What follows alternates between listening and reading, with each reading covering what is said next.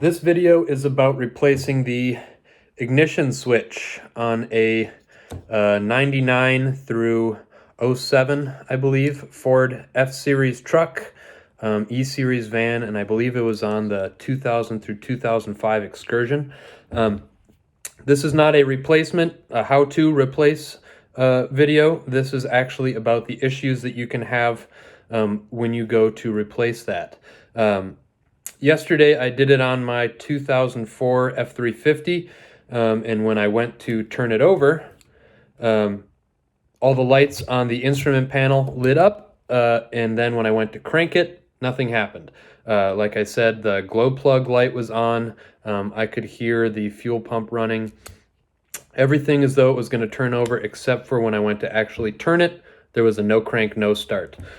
So there are two issues that are outlined on the internet, and then there is the third issue that I experienced yesterday. So the first issue that you can see online in certain threads is potentially a blown fuse. The threads that I read said it can be fuse number 22, which is your ECM.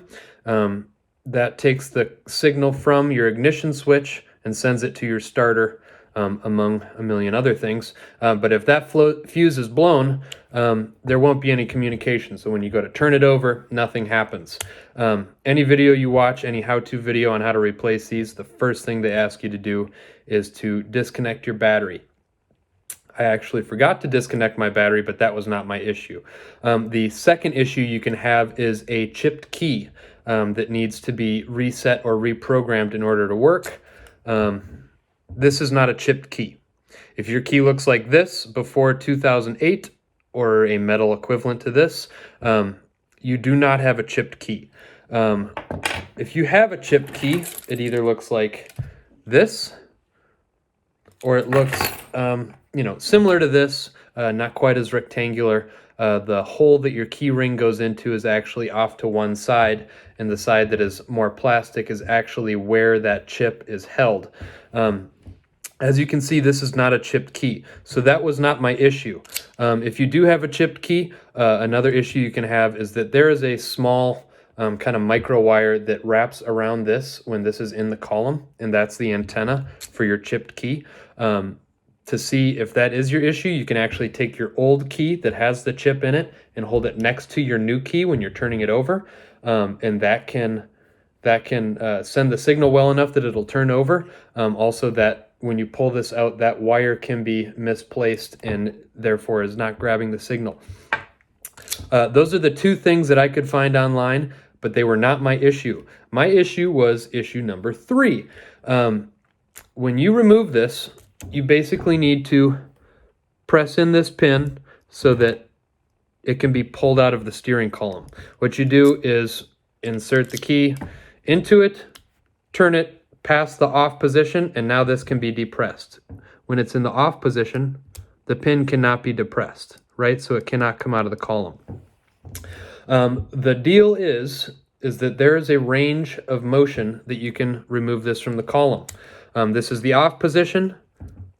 This is the auxiliary position or accessory position, and this is the running position.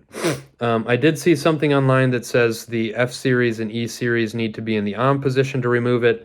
The escape needs to be in the auxiliary position. I could actually remove it in the auxiliary or running position, and therein lies the problem. If you remove it here in the auxiliary position and reinstall your new one here, you are actually, when you're in the running position at that point, it's actually as though you're in the auxiliary position, right? When you take out the ignition switch, there is a gear that goes on this little post or a cog that is just a toothed gear that engages the teeth that are inside the steering column, right? So because there is that play when you remove it, if you remove it here and install it here, when you go to turn the truck over, instead of turning it over, it's actually as though you went from the auxiliary to the running position. And so when you go to turn it over, it's almost going to crank, but nothing happens, right? So what you can do to fix that problem is either A, make sure that you remove it in the same way that you reinstall it. So if you pull it out, I mean, it's kind of easier said than done because you have to kind of jimmy and shake this thing when you pull it out. But if you remove it in the auxiliary position, try and replace it, reinstall it in the auxiliary position. If like I said, easier said than done. If you don't successfully do that, what you can do is reinstall it in the auxiliary position, turn it forward, as far forward as you can, and remove it. And then take it, put it in the auxiliary position again, reinstall it, and then try and crank it over. If that doesn't work, try it a couple more times. What you're essentially doing is you are turning the teeth inside of the steering column forward and then pulling it out, putting it back in, turning them forward farther so that you can get to the point that you can turn it over.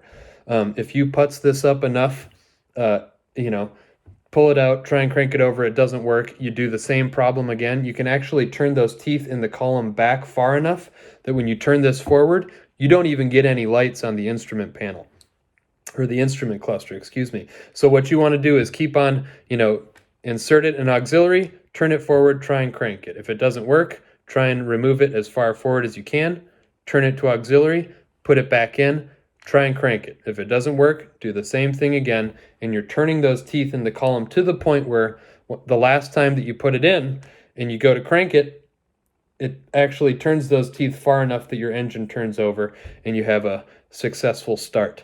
So I couldn't find anything on that issue online, so I wanted to put it out there. So if you were scratching your head like I was for about an hour, it's such a simple issue, and I hope this helps. Good luck.